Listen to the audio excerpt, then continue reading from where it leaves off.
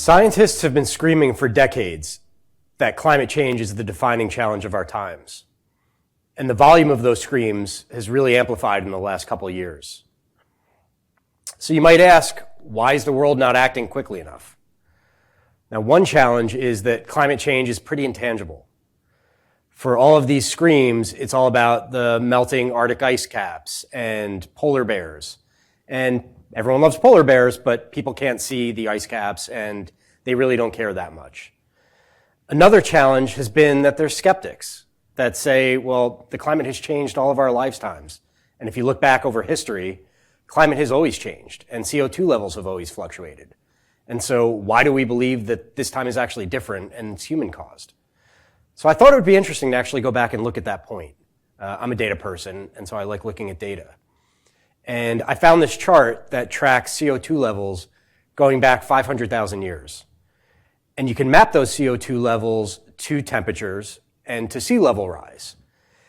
And what's pretty incredible is that it turns out that the skeptics are actually right. When you look at the data, you can see very clearly that CO2 levels have gone up and down every 100,000 years for the last 500,000 years. And you can see as they go up, temperatures go up, and shortly after the temperatures go up, the sea levels go up, but then it goes back down.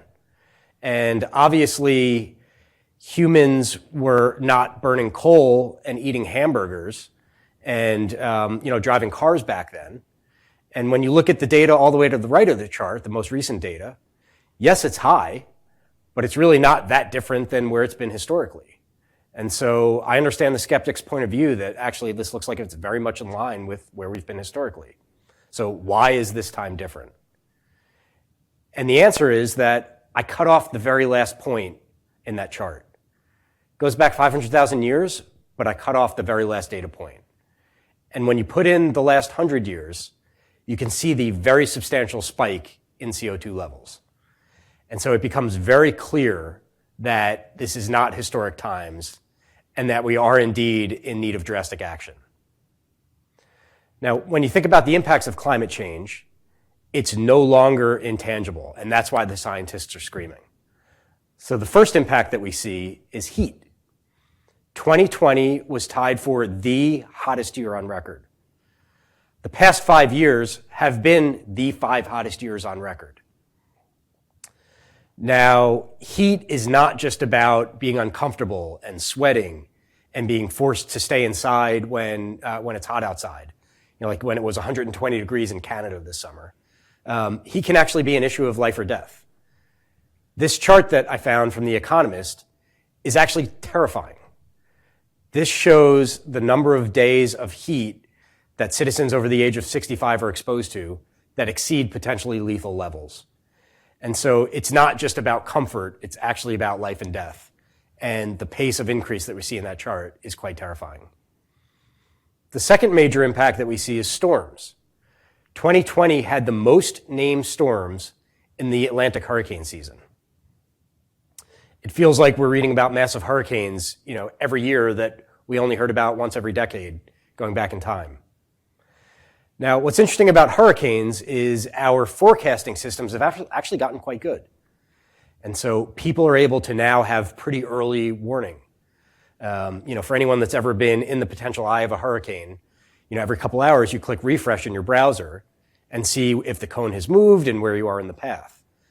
When Hurricane Ida hit the Gulf Coast earlier this year, I live in New York City. And so when I was checking the forecasts, it was projected to hit the Gulf Coast and Louisiana on Sunday night, and then it would cut up across the United States, and it would hit New York City on Wednesday. And so everybody that I know was making sure that they had candles, and that their flashlights had batteries, and they had food and water, and if they live in the suburbs, make sure that their generator propane tanks had fuel in them. So everybody felt prepared because we knew that this was coming. And then when it actually hit Wednesday, just as the forecast planned, what we were completely unprepared for was the amount of water. An extraordinary amount of rain hit the city in a very short period of time in a completely unexpected way and caused the worst flash floods many of us have seen. And people were completely unsuspected in the subway system, and many of them actually had to swim out of stairs to get out of the subway.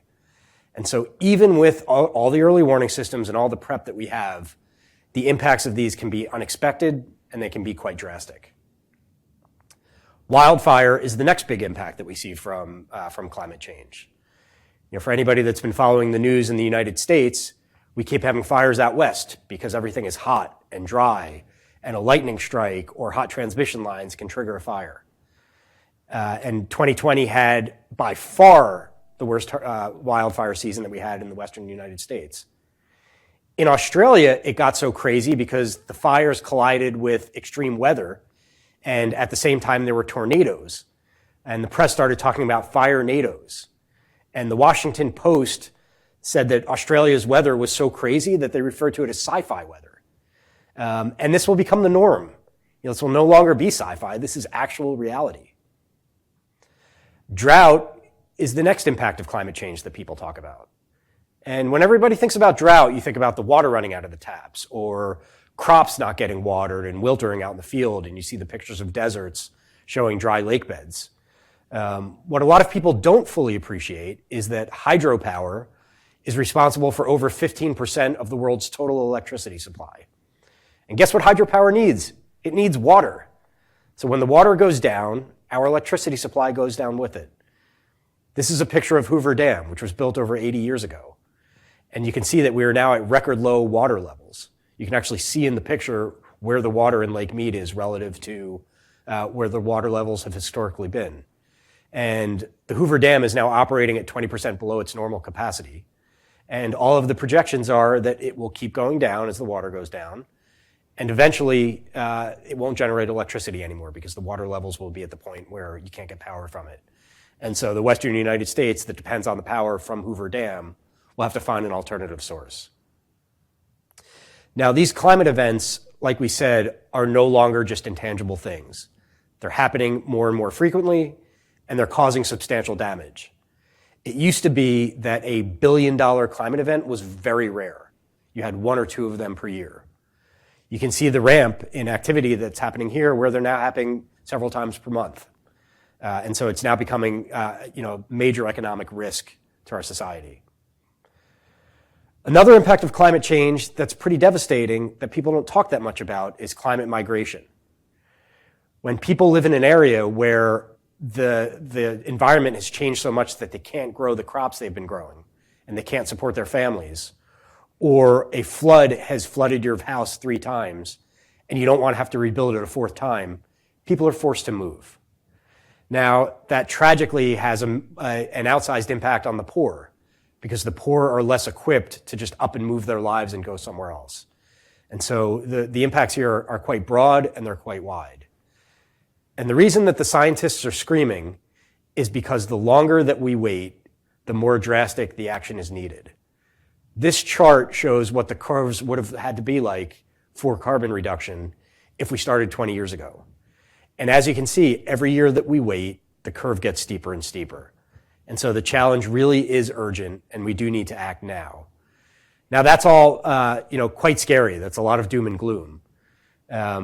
Part of what makes me optimistic, as a venture and growth investor, I have to be optimistic, is the solutions that we're seeing. And I'm actually quite optimistic that we have market-ready solutions today that can address this problem. So thank you for your time. And with that, I will turn it over to my teammate, Sean. Thank you, Greg. Now, Greg did share some dire statistics and messages. But there is hope. And we do believe we have what it takes to address climate change. And in that hope, there is an opportunity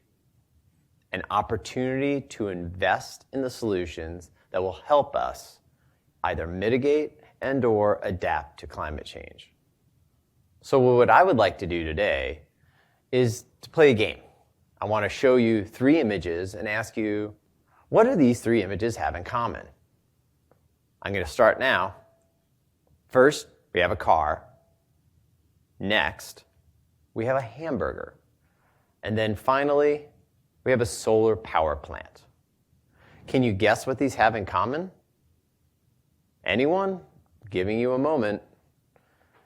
Well, the answer is these were all state-of-the-art just a decade ago. That car, that's a Prius, the most popular, fuel-efficient, mass-produced car at that time. I'm guessing some of us owned one or own one even today. That hamburger, that was the corn vegan burger that was launched in 2010 to great fanfare. I'm not sure how many of us tried it, but it was a big deal. And then finally, we have the world's largest solar power plant. It was 100 megawatts. Our friends in Canada built it, and that was the largest at that time. So it's amazing to think what a big deal those were when they were happening. So if you'll indulge me, I want to play the game just one more time. I promise, one more time. Again, same rules. 3 images, you tell me what they have in common. First, we have a truck. Next, we have people standing in line for something. And finally, a satellite image of the Earth, I think. So what do those have in common? No guesses? Well, they are state-of-the-art today, right now. That truck, that's the Rivian R1T, the most anticipated truck launch in years. And in fact, it's also an electric vehicle.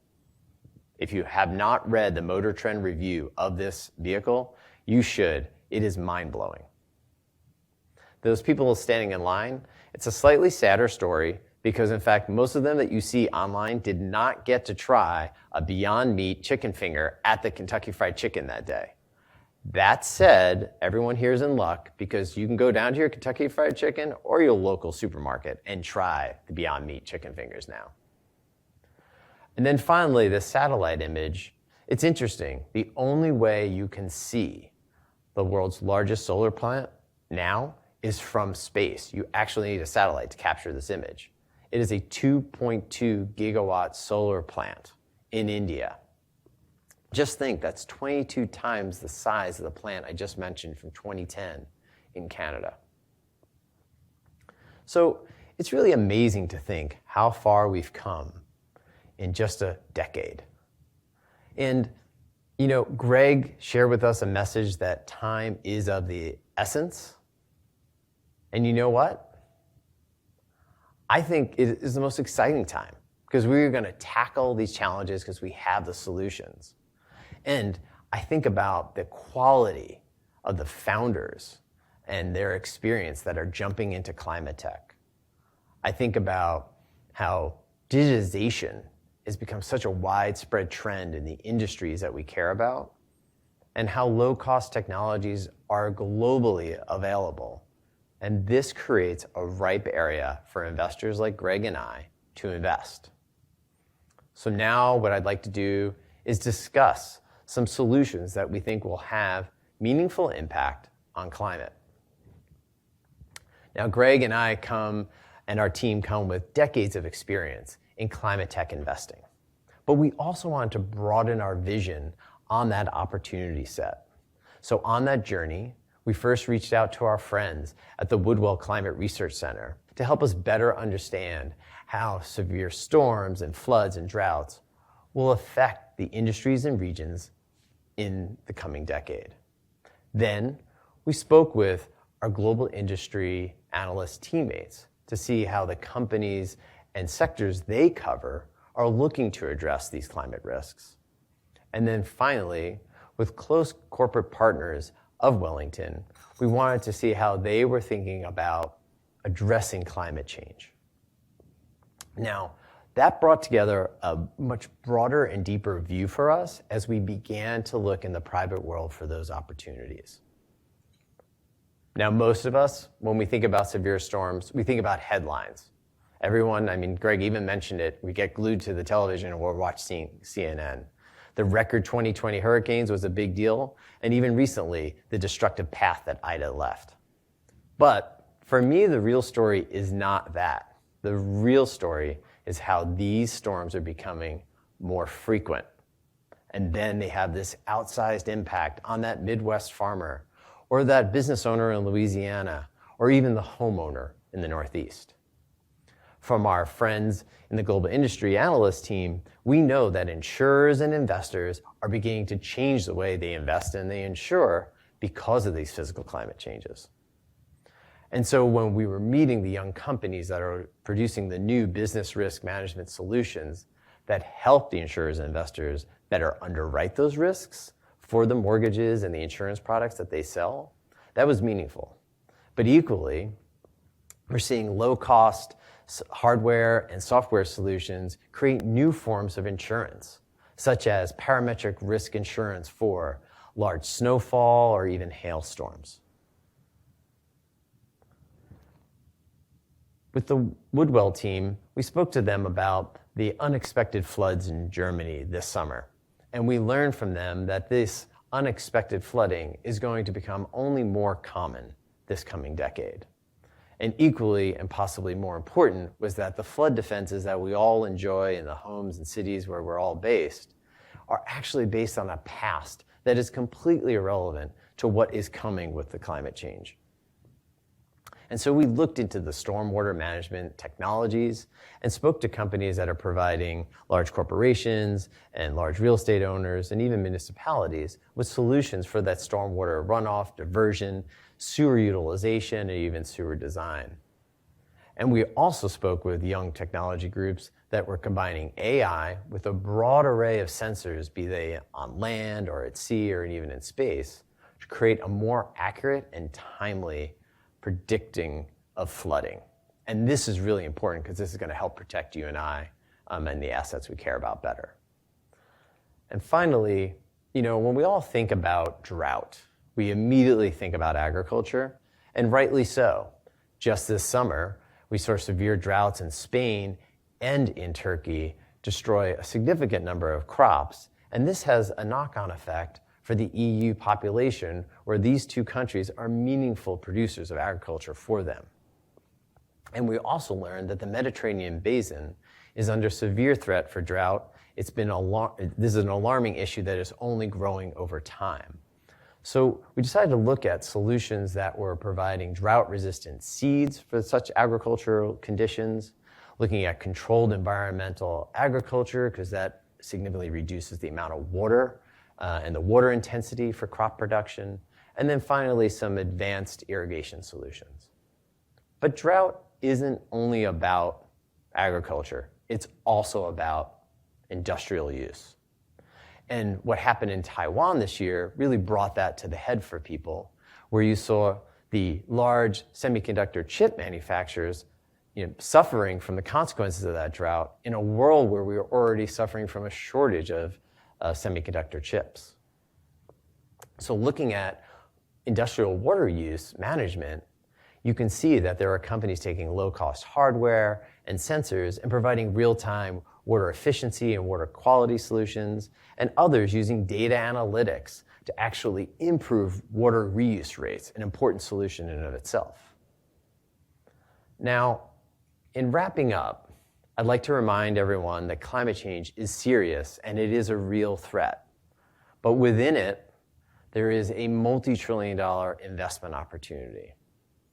So, with all hands on deck, we can achieve the right outcomes for the people and the businesses of this planet and deliver a financial return.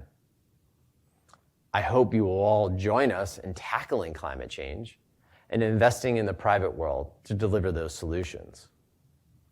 I look forward to seeing you all in 2030 so we can look back on that quaint little 2.2 gigawatt solar farm and think, we can do a lot better. And I also want to thank you, Greg and I want to thank you, and we look forward to seeing you then. Take care.